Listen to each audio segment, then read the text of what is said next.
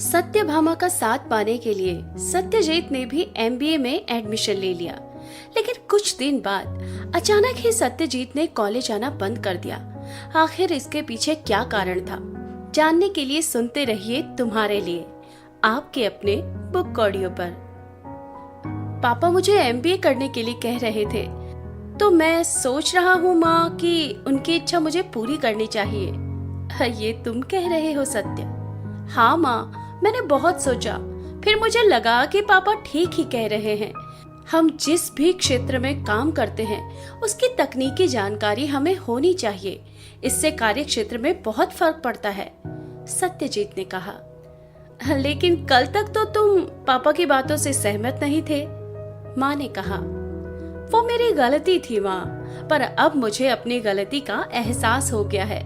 आप पापा से बात उसकी जरूरत नहीं पड़ेगी, पापा ने प्रवेश करते ही कहा। सत्यजीत पापा को देखते ही खड़ा हो गया, तो उसकी माँ ने इशारे से बैठने के लिए कहा। क्या बात है, माँ बेटे के बीच इशारों में बात चल रही है? सत्य के पापा ने ही खामोशी तोड़ते हुए कहा। हाँ, मैं वो कह रहा था। मैंने सब सुन लिया है और इसीलिए कहा कि कुछ कहने की जरूरत नहीं है। जब आंखें खुले तभी सवेरा। मुझे खुशी है कि तुम काम के साथ साथ पढ़ाई करने के लिए भी तैयार हो। मैंने कॉलेज मैनेजमेंट से बात कर ली है, तुम आज ही जाकर एडमिशन ले लो, पापा ने कहा। तुम्हारे लाडले में ये अचानक सद्बुद्धि कहाँ से आ गई? सत्यजीत के जाते ही उसके पापा ने माँ से पूछा। मुझे भी नहीं पता, हो सकता है उसके किसी मित्र ने उसे समझाया हो, सत्य की माँ ने कहा। हाँ, उसे तो बस दोस्तों की बात ही समझ आती है, सत्य के पापा ने कहा। मैं कुछ कहूंगी तो आप फिर उसकी तरफदारी करने का तंज कसेंगे, सत्य की माँ ने कहा।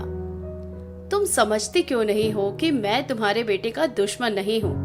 प्यार करता हूँ अपने बीवी बच्चों से और चाहता हूँ कि हमारा बेटा एक कामयाब बिजनेसमैन बने।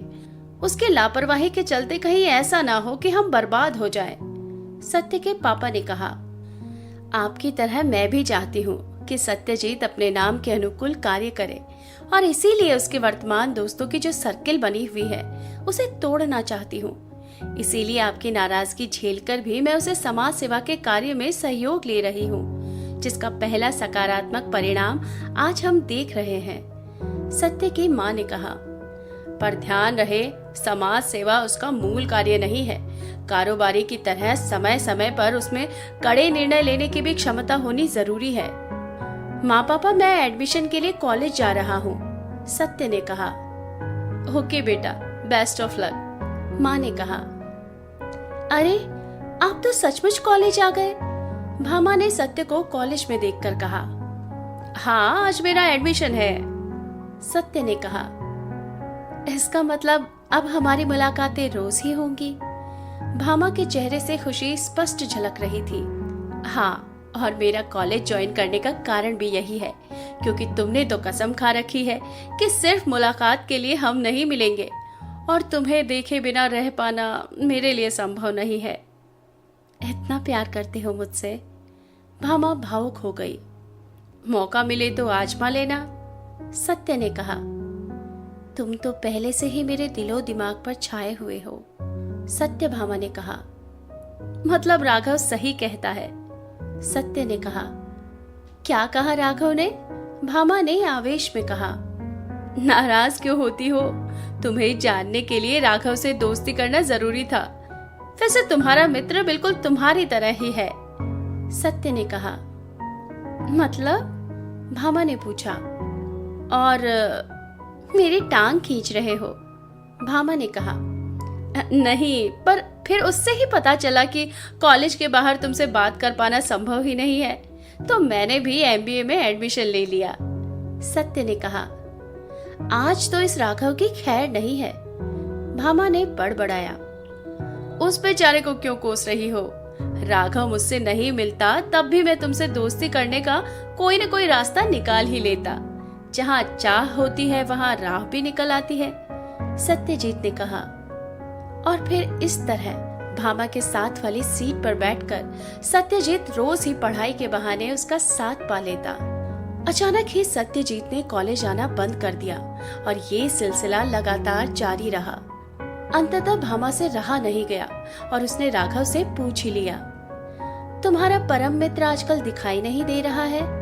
सत्यजीत के बारे में पूछ रही हो क्या? राघव ने पूछा।